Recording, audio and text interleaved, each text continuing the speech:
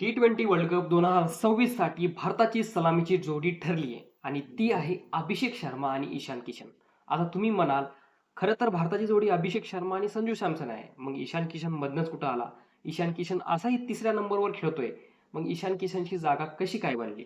मित्रांनो, world cup आधी न्यूझीलंडची series झाली. ज्या सिरीजमध्ये 5 T20 सामन्याची सिरीज होती जी भारताने 4-1 ने जिंकली. 2026 चा T20 वर्ल्ड कप भारतात होणार आहे आणि यासाठी भारताने तयारी म्हणून न्यूझीलंडला आपल्या घरी 5 T20 सामन्याची सिरीज खेळण्यासाठी बोलवले. या सिरीजमध्ये ईशान किशनची तुफानी फलंदाजी आणि त्यानंतर संजू सॅमसनचे सपशेल अपयश होणं हेच कारण आहे की भारताची सलामीची जोडी ईशान किशन आणि अभिषेक शर्मा असेल. कारण मित्रांनो, भारताचा 3 नंबरचा फलंदाज तिलक वर्मा लवकरच फिट होऊन T20 वर्ल्ड कपसाठी आपल्या संघात तिसऱ्या नंबरचे स्थान मिळवेल. प्रश्न होता की सलामीसाठी कोण? ईशान किशन हा संजू सॅमसनसाठी एक बॅकअप विकेटकीपर आणि बॅकअप ओपनर म्हणून संघात त्याला स्थान देण्यात होते. पण मित्रांनो, या T20च्या परफॉर्मन्स नंतर असं वाटतंय की संजू सॅमसनला भारतीय T20च्या विश्वचषकात संधी न देता ईशान किशनला ती संधी मिळू शकते. भारताच्या वर्ल्ड कप सरावासाठी न्यूझीलंडची टीम भारतात आली 5 T20 इंटरनॅशनल सामने खेळण्यासाठी. या T20 इंटरनॅशनल सामन्यामध्ये संजू सॅमसन पूर्णपणे अपयशी ठरला. मित्रांनो, संजू सॅमसनच्या या सिरीजमधला स्कोर होता पहिल्या सामन्यात 10, दुसऱ्या सामन्यात 6, तिसऱ्या सामन्यात 0, चौथ्या सामन्यात 24 आणि पाचव्या सामन्यात 6 धावा. एक ओपनर म्हणून 9 पेक्षाही कमी सरासरी. ज्या पद्धतीने भारताचा संघ T20 सामन्यामध्ये खेळतोय, विध्वंसक प्रत्येक फलंदाज येऊन मारण्याचा विचार करतोय, त्या संघामध्ये संजू सॅमसनचं स्थान सध्या तरी धोक्यात आलेलं आहे. असं म्हणतात की संजू सॅमसनला कधी योग्य संधी मिळत नाही. पण 5 T20 सामन्याची सिरीज नक्कीच एक योग्य संधी होती.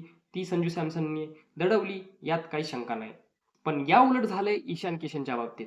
मित्रांनो, तुम्हाला माहिती असेल ईशान किशन सोबत काय झालं होतं. ईशान किशन जवळजवळ भारतीय संघातनं 2 वर्ष दूर होता. याचं कारण असं होतं की ईशान किशनने मेंटल हेल्थसाठी स्वतःला पर्सनल ब्रेक घेतला होता. पण याच काळात तो बाहेर फिरताना दिसून आला. त्याचं क्रिकेटकडे लक्ष दिसून नाही आलं. त्यामुळे BCCIने त्याला संघातून एक प्रकारे हकालपट्टी केली आणि त्याला सेंट्रल कॉन्ट्रॅक्टमधनंही रिमूव्ह केलं. तो आणि श्रेयस अय्यरबद्दल ही सेम गोष्ट घडली होती आणि ते दोघं घरेलू क्रिकेट सुद्धा खेळत नव्हते. त्यामुळे त्यांना सेंट्रल कॉन्ट्रॅक्टमधनंही रिमूव्ह केलं होतं. पण यानंतर श्रेयस अय्यर तर संघात आला. पण डोमेस्टिक क्रिकेटमध्ये शानदार कामगिरी करूनही ईशान किशनला डावललं जात होतं. ईशान किशन डोमेस्टिक क्रिकेटमध्ये चांगली कामगिरी करत होता. पण एक अशी कामगिरी येत नव्हती ज्याने सर्वांच्या नजरा त्याच्याकडे जातील. कारण जर तुम्हाला भारतीय संघामध्ये यायचं असेल तर काहीतरी एक्स्ट्रा ऑर्डिनरी करून दाखवायला लागतं आणि ते केलं ईशान किशनने 2025 मध्ये.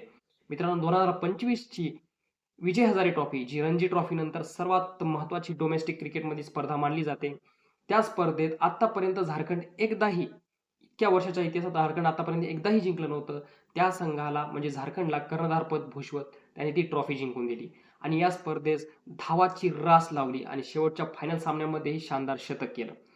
त्यामुळं डोमेस्टिक क्रिकेटच्या शानदार परफॉर्मन्स नंतर BCCIने म्हणजे भारतीय संघाने त्याला संघात बोलवलं. मित्रांनो, या आधीचा काळ ईशान किशनसाठी खूप खूप अवघड होता. कारण एकदा भारतीय संघातनं बाहेर गेलं की भारतीय संघात स्थान मिळवणं सगळ्यात अशक्य काम असतं. कारण एका स्थानासाठी भारतीय संघाकडे 10 प्लेयरची रांग लागलेली असते. त्यामुळे ईशान किशनसाठी हा प्रवास नक्कीच खूप खडतर होता.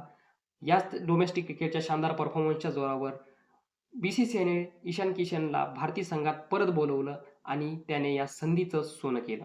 मित्रांनो, न्यूझीलंड विरुद्ध होत असलेल्या 5 T20 इंटरनॅशनल सामन्याच्या मालिकेमध्ये त्याने धावाचा रतीब लावला आहे. पहिल्या T20 सामन्यात तो फेल गेला, पण दुसऱ्या T20 सामन्यात त्याने 32 बॉलमध्ये 76 धावाची खेळी केली. त्यात त्याचा स्ट्राईक रेट, याच्या अगोदर ईशान किशनबद्दल बोललं जायचं की ईशान किशन खूप स्लो खेळतो. मुंबई इंडियन्समध्ये खेळत असताना पहिले चांगला खेळायचा, पण नंतरच्या काळात तो ईशान किशनसाठी असं म्हटलं जायचं की ईशान किशन खूप स्लो खेळतोय.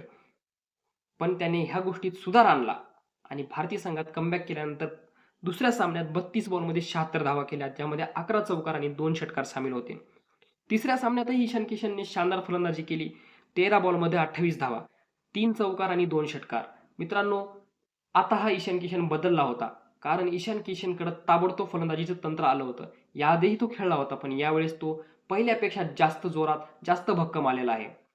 या T20 इंटरनॅशनलच्या मालिकेतील 5वा सामना ईशान किशनसाठी त्याच्या आयुष्यातील, त्याच्या करिअरमधील टर्निंग पॉईंट ठरला. कारण या सामन्यात त्याने त्याच्या T20 इंटरनॅशनलमधील सर्वात पहिलं शतक झळकवलं. 103 धावा, 43 चेंडू, 6 चौकार आणि 10 उत्तुंग षटकार. इनिंगमुळं ईशान किशन या मालिकेत सर्वाधिक धावा करणारा दुसरा फलंदाज ठरला. त्याची या मालिकेतील कामगिरी आणि शेवटच्या सामन्यातील शतक सांगून गेलं की T20 इंटरनॅशनलमध्ये आता संजू सॅमसनच्या जागी ईशान किशन भारतासाठी ओपनिंग करणार आहे. मित्रांनो, तुम्हाला काय वाटतं भारतासाठी कोणत्या खेळाडूने ओपनिंग करावी? आम्हाला कमेंट करून नक्की कळवा.